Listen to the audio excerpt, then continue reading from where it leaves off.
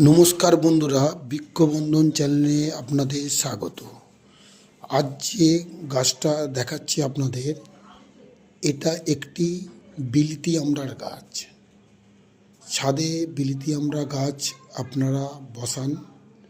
আমার যে গাছটা বসানো আছে, এটা একটি 20 লিটার জলের ড্রামে গাছটা বসানো আছে। এই গাছ খুব রোদ্দুর পছন্দ করে, জল একটু কম পছন্দ করে। একটু শুকনো শুকনো রাখবেন মাটিটা। খুব ভিজে করে দিলে গাছে ফলের মিষ্টতার ভাবটা একটু কমতে পারে।